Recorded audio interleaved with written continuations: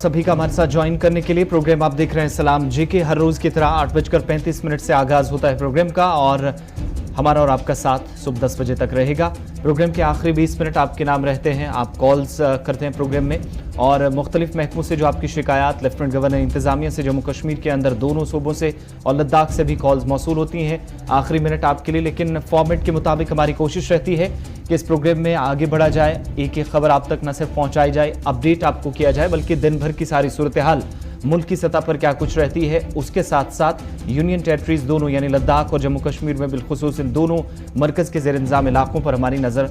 दिन भर की ताज़ा तरीन सूरत हाल पर रहती है। दिन भर क्या कुछ तब्दीलियाँ रहेंगी, मुख्तलिफ मौज़ूआत है, बात करेंगे कुछ मरकजी सरकार के और कुछ लेफ्टिनेंट गवर्नर इंतजामिया के फैसले। लेकिन इसके साथ साथ खतरनाक सूरत हाल बनती जा रही है यूनियन टेरिटरी लद्दाख के अंदर, जहाँ पर अब तक मरकजी सरकार की तरफ से इस बात का सख्ती से नोटिस लिया गया था कि वबाई सूरत हाल एक बार फिर सरमा के साथ ही दस्तक दे सकती है। अब लद्दाख की इंतजामिया को भी इस बात का एहसास हुआ है और अब खबरदार कर दिया गया है लोगों को और कुछ सख्त इकदामात उठाए जाएं, इसके लिए लोगों को हिदायत भी जारी की जा रही हैं।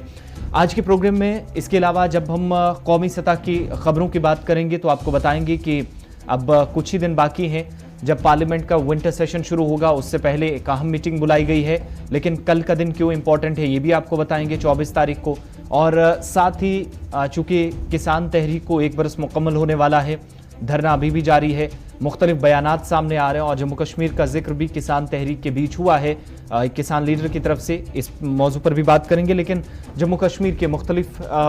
मौज़ूआत हैं, अलग अलग इलाकों से कुछ खबरें हैं और एक अच्छी खबर भी मरकज़ी वज़ारत दाखिला की तरफ से एक बड़ा अनाउंसमेंट किया गया है और शारजाह श्रीनगर फ़्लाइट के शुरू होने के बाद अब 1 माह इसको मुकम्मल हो गया है। और वज़ीर दाखिला ने जब इसको हरी झंडी दिखाई थी तब से लेकर अब तक आदाद शुमार क्या बताते हैं, कितने लोगों ने सफ़र किया है। और पाकिस्तान ने फ़िज़ाई हुदूद में दाखिले की इजाज़त उस परवाज़ को नहीं दी थी, लेकिन इसके बावजूद भी लोगों ने काफ़ी ज़्यादा इस परवाज़ के ज़रिए सफ़र करने में दिलचस्पी जाहिर की है। दीगर कुछ मामलात भी है, सरकार के कुछ फैसलों पर भी बात करेंगे, लेकिन प्रोग्राम का आगाज़ करने के लिए हिस्ट्री ऑफ द डे पर चलने के लिए मेरे साथ स्टूडियो में मौजूद हैं गौहर कुछे, ओवर टू गौहर। और शुरुआत से तो प्रोग्राम की शुरुआत में आप बात करेंगे आज तारीख में आज क्या कुछ हुआ है, यानी कि 23 नवंबर है आज, और आज की तारीख में दुनिया भर के अंदर क्या कुछ हुआ, कुछ अहम वाक़ात हैं हमारे पास जो हम आपके सामने रखेंगे। उसके बाद ही चलते हैं खबरों पर, लेकिन बात करेंगे आज के दिन के हवाले से। 1937 में आज ही के दिन मुल्क के मशहूर साइंसदान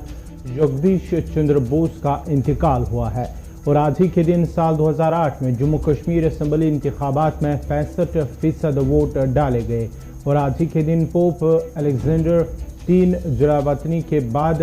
1165 में रोम वापस आया है। और 1980 में इटली में शदीद ज़लज़ले में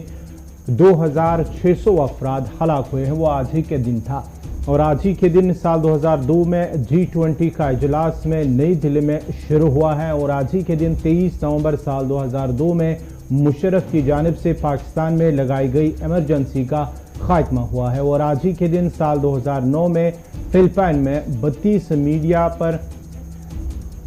पर्सन मारे गए, यानी कि 32 अफराद जो मीडिया से वाबस्ते थे, सहाफ़ी थे, उनका कत्ल हुआ, वो मारे गए हैं 2009 में फिलिपाइन में। आज ही का दिन था। और आज ही के दिन साल 2002 में ज़फ़रुल्लाह खान जमाली पाकिस्तान के 14वें वज़ीर आज़म मुकर्रर हुए, ये आज ही के दिन था। एक ही तारीख में कुछ अहम बातें, कुछ अहम वाक़ात जो हमने आपके सामने रखे हैं। तो बढ़ते आगे, अब बात अब खबरों की शुरुआत करते हैं और खबरों की शुरुआत करते हैं आसिफ रशीद से। बिल्कुल, शुरुआत करते हैं और मरकजी सरकार के एक फैसले से। चूँकि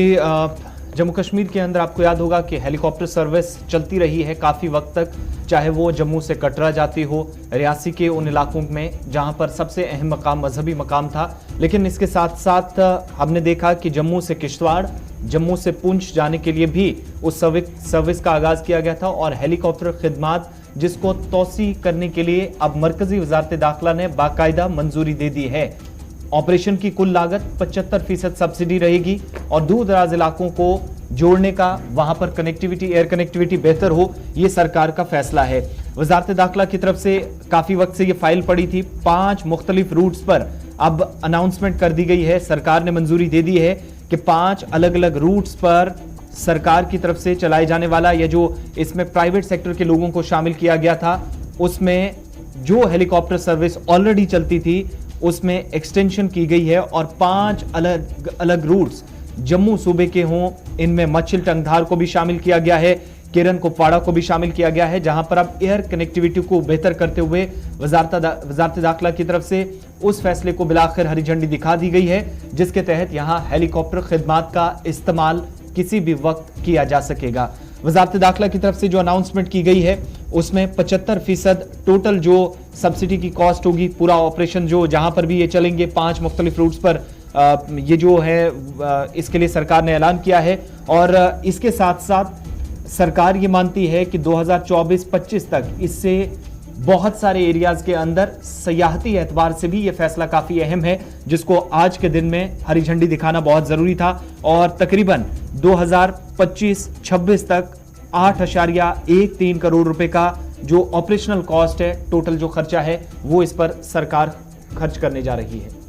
जी, अगर हम बात करेंगे जो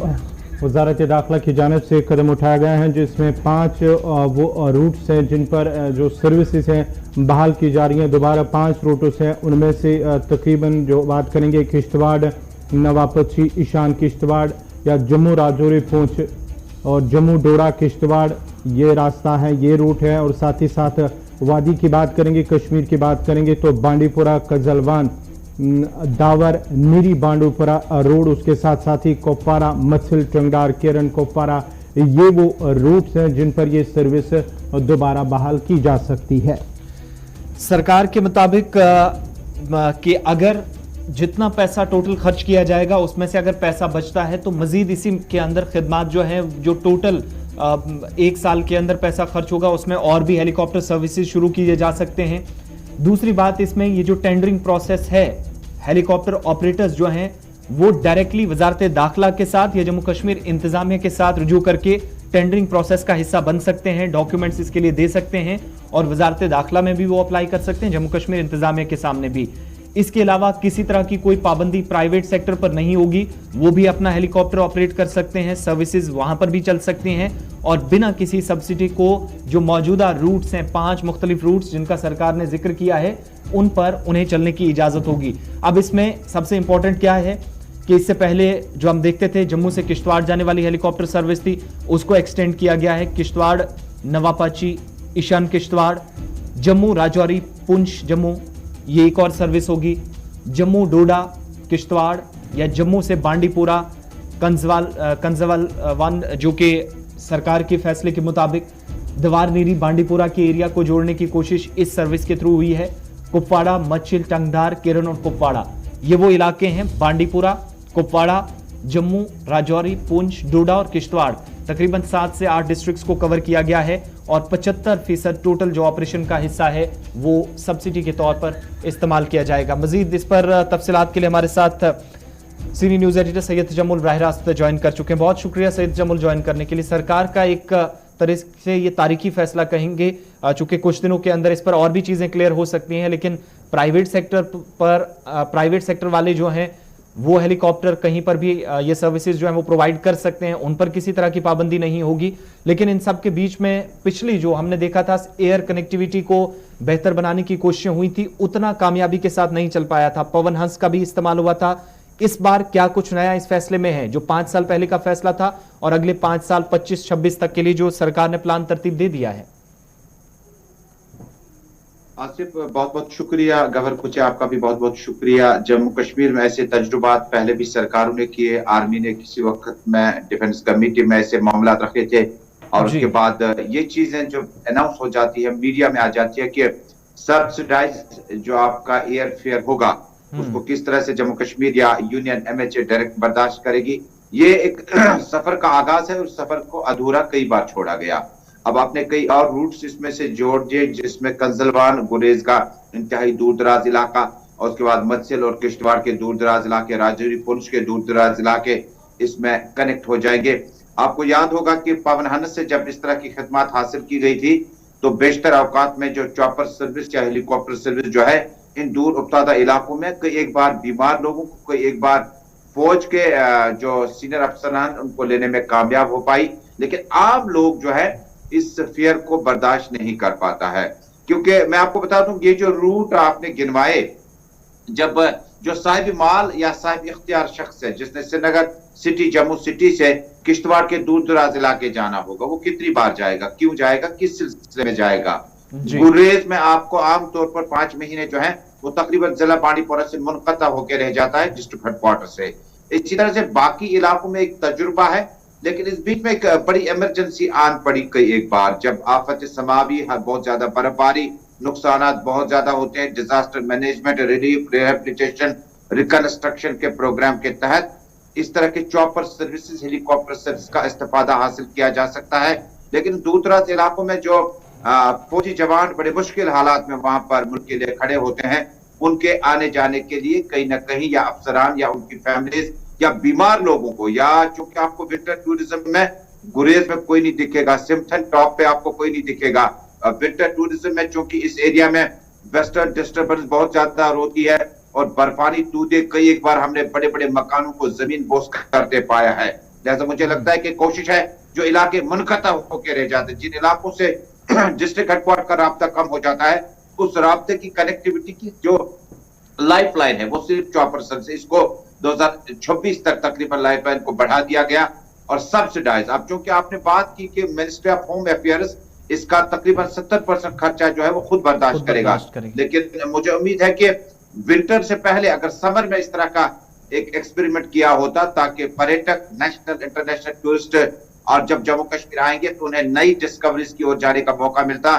अगर ये परेशान कुन घड़ी में एक अल्टरनेट हो सकता है तो ठीक है, अगर इसको पर्यटक और फ्लो के तौर पर देखा जा सकता है तो उसके लिए हमें और भी इंतजाम समर में करने होंगे। एक चीज और भी बड़ी इंपॉर्टेंट इसमें यह है, मकामी सतह पर अगर ये हेलीकॉप्टर सर्विसेज या जो खिदमात है उनको एक्सटेंड किया गया है तो क्या इनमें बेसिक मोटो वही रहेगा? हमने पिछली बार जो देखा, पिछले 3-4 सालों में जो चली है जम्मू के अंदर, जहां पर इसका इस्तेमाल हो रहा था, एक तो मजहबी मकाम माता वैष्णो देवी सबसे ज्यादा लोग जाते थे, लेकिन दूसरे वही लोग हमने देखा कि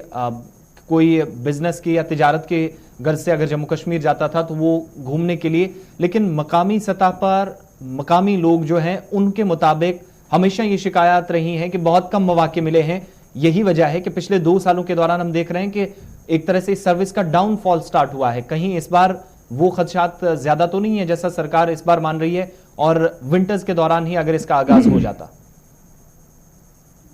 आसिफ, मैंने शुरुआत में ही कहा कि एक तजुर्बा है और इस तजुर्बे को हमें एक कामयाबी के जीने चढ़ाना होगा, हमें इसका साथ देना होगा, हमें इसको बड़े पॉजिटिव तरीके में देखना होगा। लेकिन परेशानी वही है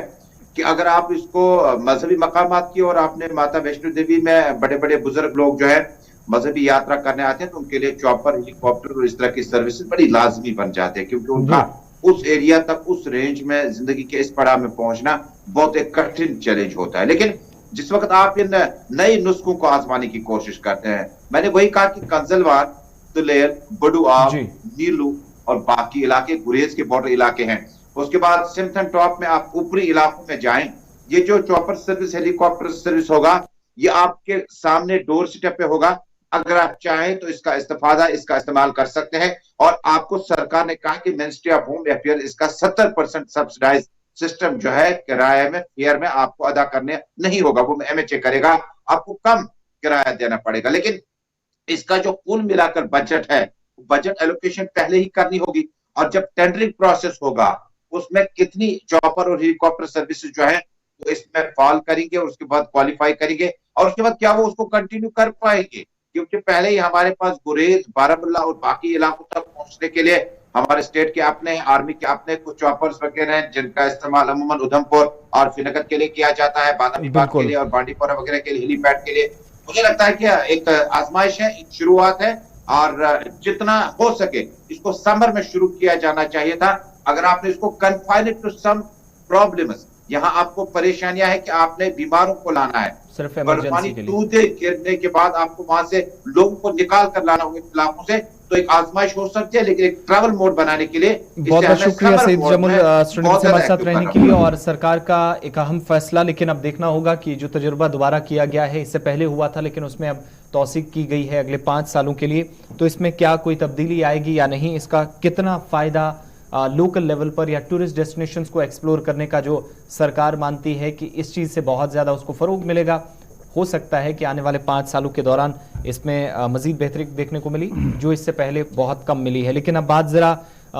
एयर कनेक्टिविटी के साथ साथ रोड कनेक्टिविटी भी की करते हैं, चूँकि एक अहम मंसूबे पर काम चल रहा था। और अच्छी खबर है कि जोजिला टनल प्रोजेक्ट की एक सुरंग जिसकी खुदाई का काम मुकम्मल हुआ, लेकिन ये वो छोटी सुरंग है जिसका काम mega engineering and infrastructure limited के पास था, जिसने इस सुरंग की जानकारी दी है। चूँकि बहुत सारे हिस्से इसके हैं, कुल लंबाई जो वो 14.15 किलोमीटर बनती है, और हर मौसम में यहाँ पर बेहतर राब्ता हो सकेगा लद्दाख और कश्मीर वादी को जोड़ने के लिए। उसके लिए बाकायदा जो काम शुरू हुआ था, और पिछले दिनों इस काम में मजीद तेजी विंटर्स के दौरान भी लाई जाए। मरकजी वजीर जो नितिन गडकरी जब उन्होंने दौरा किया था उस जगह का, हाल ही में जब उन्होंने जम्मू कश्मीर का दौरा किया तो उस जोजिला टनल पर भी उन्होंने काम का जायजा लिया। उसके बाद ही उसमें मजीद सूरत लाई गई इस काम में, और उसके नतीजे ये हुआ कि आज एक सुरंग की खुदाई का काम मुकम्मल हो चुका। ये जो काम करने वाली तामीराती कंपनी है, कंस्ट्रक्शन कंपनी, उसकी तरफ से ये जानकारी दी गई है कि जोजिला टनल प्रोजेक्ट की एक सुरंग जो है उस पर खुदाई का काम मुकम्मल हो चुका है। 14.15 किलोमीटर लंबी ये सुरंग है जिस पर ये काम मुकम्मल हो चुका, और माना जाता है कि आने वाले दिनों में इस पर जो है बाकी मादा काम जो है वो भी मुकम्मल किया जाए। और ट्यूब 2 जो है, सुरंग 2 जो है, उस पर भी लगातार काम चल रहा है, और आने वाले दिनों में भी उस पर भी काम मुकम्मल किया जाएगा। ये वो सुरंग है जिसकी वजह से श्रीनगर लेह का तकरीबन 5 घंटों का सफ़र जो है वो कम होता है, यानी 5 घंटे अब कम लगेंगे। जब ये टनल पूरी तरह से मुकम्मल होगी, आमद-रफ्त के लिए बहाल होगी, तो 5 घंटे का सफ़र आपको कम होगा। जिस तरह से सफ़र के दौरान श्रीनगर से लेह जाते हैं, लद्दाख जाते हैं, तो उसकी वजह से जो सफ़र में मुश्किलें बढ़ जाती थी, चाहे विंटर्स की बात करेंगे या जब ये रास्ता बंद रहता है बर्फबारी की वजह से, तो कहीं ना कहीं इस रास्ते के बहाल होने की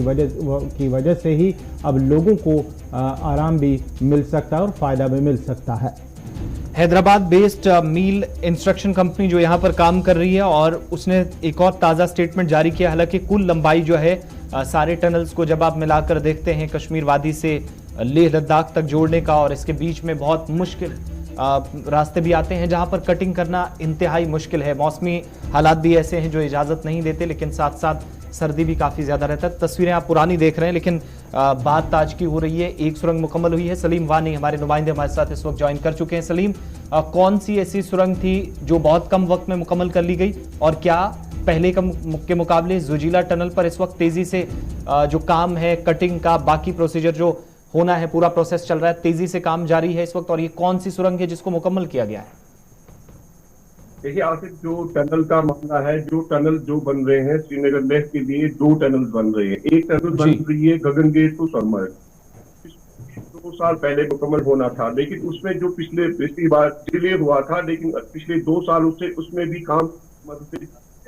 हाल ही में पार्लियामेंट मेंबर डॉक्टर फारूक ने उसके एक ट्यूब में भी वो एक उसमें किया था, उसमें गाड़ी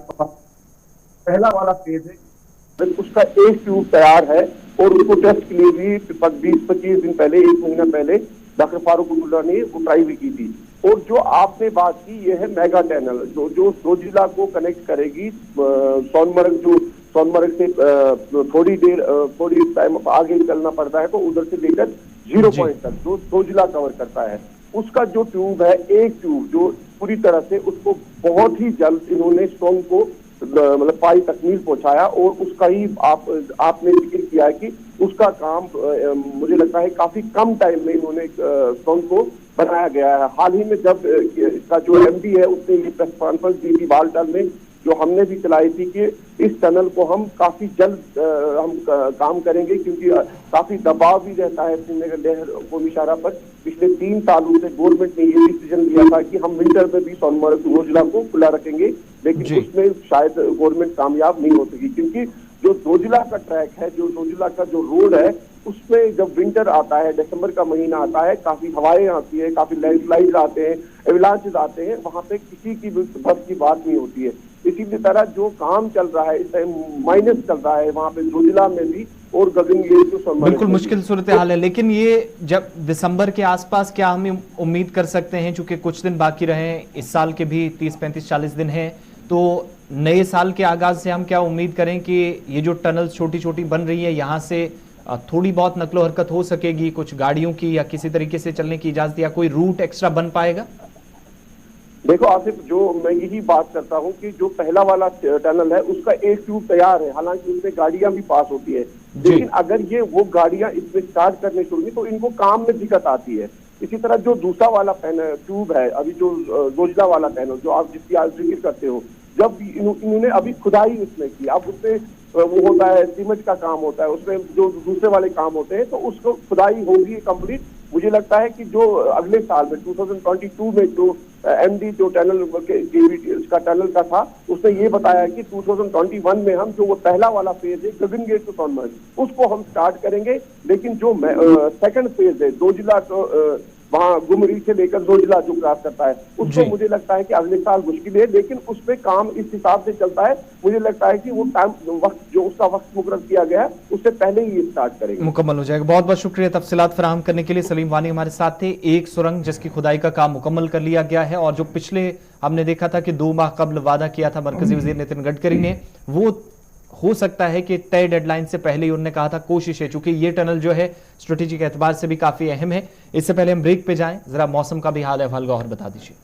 जी हाँ, मौसम की अगर हम बात करेंगे तो मौसम के हवाले से फिलहाल महकमे मौसमियात का मानना है कि 2 हफ्तों तक वादी के मौसम में कोई तब्दीली देखने को नहीं मिलेगी, लेकिन साथ ही साथ उन्होंने ये भी कहा है कि रवा माह की 25 तारीख को शुमाली कश्मीर, उन्होंने जिक्र किया इसमें कि शुमाली कश्मीर में हल्की बारिशें हो सकती हैं, लेकिन ओवरऑल जो उन्होंने बात की है कि आने वाले दिनों के दौरान दर्ज हरारत में गिरावट देखने को मिलेगी। और साथ ही साथ ये भी कहा कि फिलहाल 2 हफ्तों के दौरान वादी में किसी बड़े तब्दीली, मौसम की बड़ी तब्दीली देखने को नहीं मिल रही है। और साथ ही साथ ये भी कहा कि गहरी धुंध की वजह से और साथ ही साथ वादी के कई इलाकों में जिस तरह से दर्ज हरारत में कमी आई है, गिरावट देखने को मिल रहे हैं, उसकी वजह से सर्दियों में भी इजाफा देखने को मिल सकता है। लेकिन 2 हफ्तों तक फिलहाल वादी के मौसम में कोई तब्दीली देखने को नहीं मिलेगी। 25 नवंबर को शुमाली कश्मीर में 40% तक बहुत हल्की बर्फबारी के इम्कानात हैं, लेकिन कोई बड़ी तब्दीली हो, किसी तरह का नुकसान हो, इस तरह की इतलात नहीं। महकमा मौसमियात ने जिसकी पेशेंगोई की है, चूंकि 23-24 से मौसम तब्दील हो सकता है, पहले ये इतलात थी, मगर इसमें एक और प्रेडिक्शन कर दी गई है फिलहाल थोड़ी सी। लेकिन ये ज़रूर है कि जब बारिश या बर्फबारी नहीं होगी, अगर ताख़ीर से होती है, तो तब भी जो माइनस टेम्परेचर है मुसलसल, क्योंकि श्रीनगर में हर गुजरती रात जो है पहलगाम, दीगर सयाती मकामात और शुमाली और जनूबी हिस्सों के अंदर जो देखा जा रहा है कि हर गुजरती रात जो है सरतरीन रात भी रिकॉर्ड की जा रही है। तो सर्दी में ज़रूर इजाफा होगा, माइनस टेम्परेचर जो है 1.6 तक जो पिछली रात है उसका भी पहुंच गया है। इस पर मजीद हम बात करेंगे, खबरें और भी हैं, बात कुछ पॉलिटिकल डेवलपमेंट्स की भी होगी, लेकिन वक्त यहाँ पर छोटे से ब्रेक का है। आप हमारे साथ रहिएगा।